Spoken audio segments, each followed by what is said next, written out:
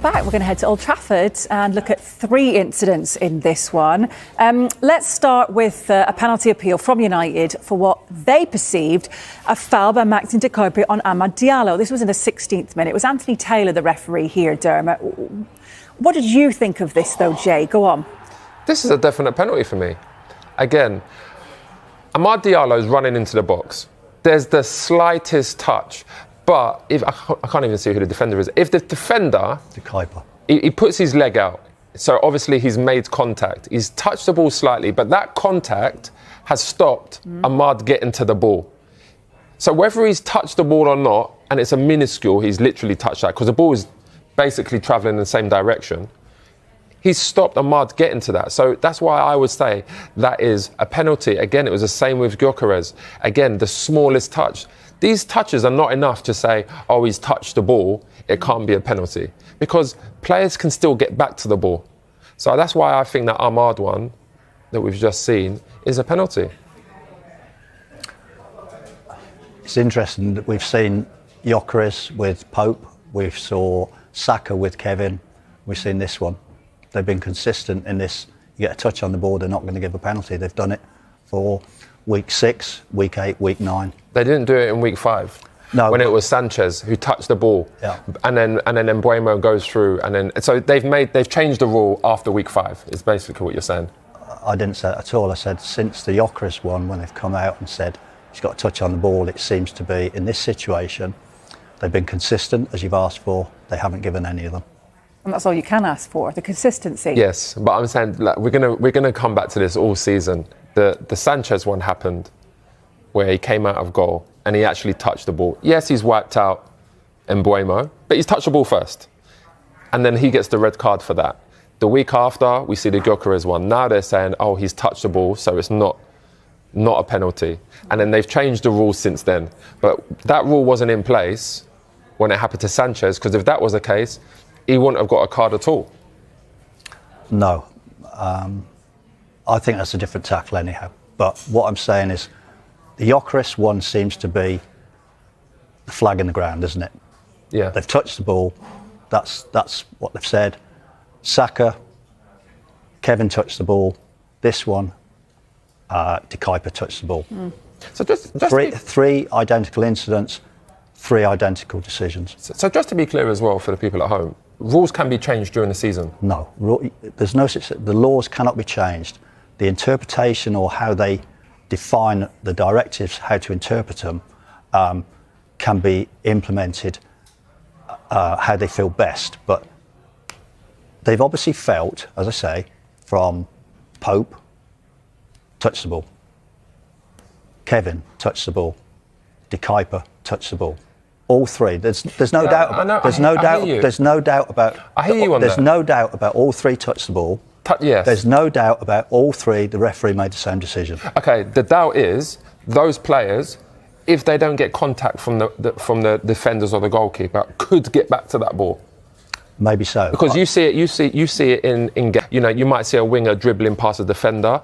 The defender might get the smallest touch on it, but as long as he don't touch the winger, he can get past them still and get the ball still.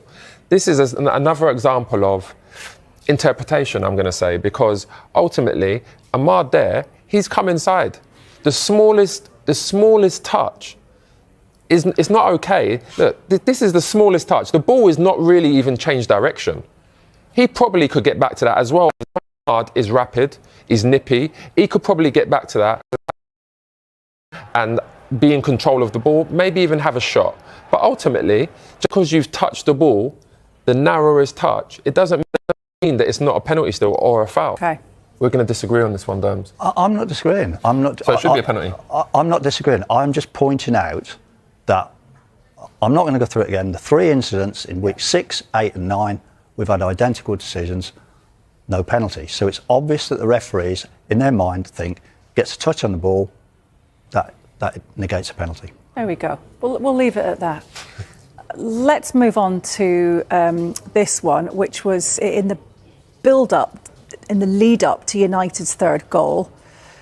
We've got Luke Shaw appearing to pull back. Jorginho Rutter. Yep, over to you, Dermot. Play on. I think gets a little feel of a player, but is it enough? Referee's got the best position. He looks at it, says no. You've got VAR says no as well. The VAR and the referee are probably the best 2 referees in the world, so I would side with them. If he gives that, any argument? If he gives that, I can understand why, because you're going to look at it and say he's pulled his shirt. But I agree with Dermot again. I don't think it's enough for him to go down the way he did. He could have been a lot stronger and stayed on his feet. I mean, he's a strong player anyway. Rutter is. He's quick. He could have stayed on his feet there. So I will say it's the right decision. Also, the ball's running away, so he may well think it's easy for me to go down, see if I can get a free kick, because he's not going to win the ball. Yeah, good point. Right. Let's take you to the 71st minute. This was United leading 3-0. Patrick Dorgu fouled Yankuba Minte. Now, a yellow card was given, but you've questioned this one, Jay. Is that right? Let's take a look at the incident then. Yeah, Hayley, I've not questioned it. It is the right decision. Okay. I mean, first of all, it's a terrible first touch from Minte. But he's going through there. Dorgu has touched him. It's a foul. But again, this is Anthony Taylor, I think, making a decision based upon what he thinks what would have happened. And he's got it right, because I don't think he would have got onto that. But then we see examples last week where a referee is saying a defender would have got round to cover. So again, it's an interpretation. I think it's the right decision, which is great, but I'm going to talk about consistency every week now. And if we're going on consistency, that could have been a red card. Why? Any chance that could have ever been a red card? Because if a player goes round, if he toes that now and gets round the keeper, for example, the ball goes the other way, not towards the keeper, would that be given as a red card? Right. This is 100% not a red card. Everybody in the world knows. I said I agree with that, but I'm saying if the ball goes in another direction, would you then say that is a red card? Well, it did. Even if he's not in control of the ball? It didn't go in a different direction, but two criteria. Is he in possession of the ball? Quite clearly no, because his first touch is so heavy. Is he likely to gain control of the ball? 100% not, because it's run through to the keeper. Therefore, we strike out. Have we got the one from last week with Sarr? Yeah. So it was Crystal Palace Bournemouth, wasn't it, early this season? So This is Marcos Senesi fouled Ismaila Sarr. Now the referee gave a yellow. Okay. This one was sent to the monitor, wasn't it? He stayed with his original decision of yellow, though. So look, this is good consistency, Jay. It's what you want. No, because this is what I'm saying. With this one here, he is definitely going to take his touch inside and get a shot off. Okay. There is absolutely no way the defender is coming round there to cover for the player that's brought down Sarr. There is no way he's getting there. So that would be a goal scoring opportunity, which means he should have got a red card, but he didn't.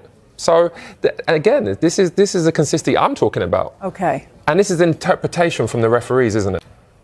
Of what he's deemed, can he get back or not? And the VAR people, can he get back and get round to cover for Sarr? It is, but I don't think that's a red card, because the ball's gone away from goal. Minte's bearing down on goal.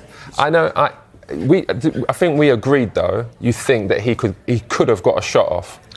I said possibly, and that's the difference. Dogso is denial obvious, and I think that's not obvious. I think it's possible. See, once that word changes, for me, I'm just looking at the Sarr one, and I'm saying yes. That is obvious he's going to get a shot off there, because he is fast. His next touch is going to take him toward the goal. He would definitely get a shot off. There's no way the defender is going to cover 15 yards, especially when Mateta are in between them. That to me is a red card. This one is a red card because he's taken a bad touch. The keeper's coming out. It is a right decision. It is a yellow card because the keeper is coming out to collect the ball. Go on, Dermot. That's what I was going to reinforce. We're actually talking about this one this week, and we're getting bogged down with last week, but this one is a really, really good identification, A, by the referee, and B, by the VAR to back him up, because, as I said, he's not in control of the ball, he's not going to get the ball. It's just a really, really good decision, and I think that's... The consistency I want to see, though, is, for example, going forward, as long as if the referees are going to make their own decision and interpretation on whether a defender can cover around, or in the instance where the keepers come out there to collect the ball, if they're going to make these decisions consistently, I want to see what happens, because I'm finding it difficult to understand, especially with the Saar one there. I know it's a different scenario and it's a different week and we're covering this. 3 wins in a row for Manchester United, 4 home league wins in a row as well at Old Trafford. Finished the weekend in the top 6 at last for Manchester United fans. Tim, a little bit of momentum and positivity. Yeah, I'm delighted for United. I thought they've had a real tough time of it, haven't they, over the few years. Look, they're not out of it by any means, but it's encouraging. I think their result against Liverpool at Anfield was a springboard where they can go on. The confidence they would have taken from that. Yeah, they rode their luck in that game, but you're going to go to the home of the champions, you're going to have to ride your luck. And they did that. They scored a couple of goals, got a late Harry Maguire goal, gives them a huge amount of confidence bouncing into their home fixture, where they found it difficult, in front of the home fans who expect. And I think their offensive players who they've gone into the market have really turned up, and Burmo looks a top draw player, along with Cunha, look like they need to play in a Man United shirt. They've got their swagger, pump their chest out, real Manchester United players. Mason Mount's been playing. Hopefully he can get a rhythm of games now. Šeško, jury's still out for me, but he will only get better. The weakness still is the defensive side. I think Lammen's the goalkeeper's done well. I think they've made it easy for him. They're not asking him to play out stupidly around his penalty area. He's playing long off his left and right foot. He's a good kicker. So, it's positive news for Manchester United, finally. They've had a lot of criticism over the years in recruitment, but those two Tim mentioned in particular, Cunha and Mbeumo. I was there yesterday. We know how heavy that shirt's been for certain players over certain years. They're both Manchester United fans. They were desperate, but they look like they're embracing it, like they're loving that stage. That's the difference, Leon. Yeah, made easier by the result at Anfield and going, and now being on a 3-game streak of confidence. Suddenly, you can be the player you want to be. You're not weighed down as heavy by the stadium, by the shirt, by the expectation that is there every time you go out onto the pitch. Now you're starting to see their true selves of what they're capable of doing, because we know that results haven't gone their way. We know that the quality in the squad should get better results, but you have to go and show your quality. You have to go and show your moments, and they've certainly done that. I think they've looked a lot more organised in the last couple of games. I think defensively set up, I think they're working better as a team. I think your Cunha and your Mbeumo are coming a little bit deeper to help the 2 central midfielders out, so they're not getting exposed, because I think for the majority they've been so exposed in the middle of the pitch. But now they're defending as a team, and Mbeumo and Cunha especially are getting back in and helping. And now you're starting to see them arriving in spaces. Now you're starting to see the confidence that builds. And there's no doubt that they're terrific players. And this is the finish of a guy that actually was playing for Brentford not too long back. We haven't seen it up till this stage in his short United career, but I think we'll see a lot more of it. I think a lot more dynamic in the final third now, aren't they? They're playing 1 and 2 touch. You see that? It's probably encouraged by the manager. We have to give him some credit for that, not to be too ponderous around the midfield and the back areas, playing it square and backwards. It's not tolerated at Old Trafford. We know that down the years, and it's still the same now. It's the same DNA with them fans, different years, but I think they want the ball forward. They want it to attacking players. They're getting it in the right areas now, and they're shining. So with the confidence of winning football matches, look, it's a long way to go before they're Manchester United of old. Will they ever get there? But it's positive signs. I'm pleased for Rúben, because I think he talks so well, even in defeat. And he doesn't get too carried away when he wins a few games, which we've seen recently. Yeah, and there is a long way to go, but it did smell of the old Manchester United yesterday, because, as Tim says, the Anfield win was a springboard, but they weren't expected to get too much at Anfield. But yesterday, back at home, where they had to take the mantle, they were, and they've overcome the challenge. Yeah, they did. I actually thought the fact that Brighton have got a really good record in recent years at Old Trafford, and the way Brighton play gave Manchester United a little bit more leeway to play, because I don't think they play out from the back as much at the moment. They're happy to go long, whether Šeško's in the team or not. They're happy to go more direct, which is what we would call old school football. They're not giving the ball away, trying to play through the lines at the back. They're going over the top. They're being more straightforward, more forward passes. And that's when you're getting the best, because suddenly Mbeumo's got space to run into rather than playing against a low block. Cunha's got space to operate in rather than everybody being behind the ball. And Yeah, I think Manchester United have certainly benefited from being a lot more direct. I think Cunha and Mbeumo or Mason Mount, if it's him, they're playing into out. So they're helping out Bruno Fernandes in there and Casemiro. We've talked about how sometimes they get isolated, they haven't got the legs to carry around, but some of the distances are great now because they've got Cunha in there. They could just roll him the ball and he takes you up the field. And Mbeumo exactly the same, good dribblers, good strength. And like I say, the most important thing, they've got the swagger to play for Manchester United. I'm sure if you line up against them in the tunnel, you're looking across. Whereas years gone by, recent years, some of them are shying down because they're going over at Old Trafford with trepidation. Not these boys. Now they're sticking their chest out there. Now you see him in there waving to the camera. I mean, he's going to be a real character, Cunha, for that group of fans. So they're going to love him, and certainly Mbeumo as well. On this consistency level, then you're hard to argue if they can make the European places. And there was a lot when they were losing. There were a lot of people saying, "Oh, well, the recruitment was poor because they didn't get a defensive midfielder. They didn't get it right at the back." But now, since they've been winning, I mean, Cunha and Mbeumo, Sesko's got a couple of goals in recent weeks as well. So are they showing that actually they've got a recruitment largely right? They've got, largely right, but it's also on the side of it. When have you seen Manchester United take the best player from Wolves and the best player from Brentford? It doesn't really happen, right? They've got them in and they've fitted perfectly into the style of play that he wanted to. You've got to give a hats off as well to Casemiro. A lot of people saying, oh, he's too old, he's gone, he can't play in the position, he can't do it in the Premier League. Well, actually, he's been fantastic in the Premier League for Manchester United in these last 3 games. He's really made that position his own. But Bryan Mbeumo and Matheus Cunha and Sesko, them 3 at the top of the pitch have really transformed United.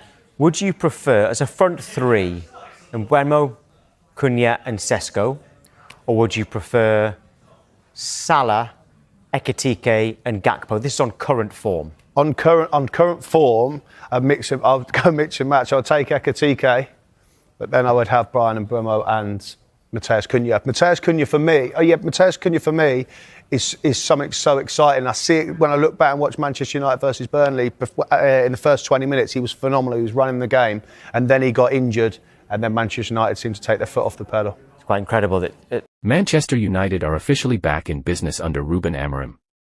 The Red Devils delivered another dominant performance, showcasing intensity, belief, and unity, proving that Amorim's influence is transforming the team from top to bottom. However, the match wasn't without controversy as former Premier League referee Dermot Gallagher blasted VAR for denying Amad Diallo a clear penalty after a clumsy challenge in the box. Gallagher didn't hold back, calling the decision unacceptable and claiming VAR failed to uphold fairness in what was an obvious foul. Fans erupted across social media, echoing his frustration and demanding more accountability from officials. Despite the setback, United's resilience stood out. Amorim's tactical brilliance, combined with the hunger and fight from players like Bruno Fernandes and Diallo, shows that this is a new, fearless Manchester United, one that refuses to be held down. The message is clear: the Red Devils are back, and nothing, not even VAR, can stop them. Fire soccer ball.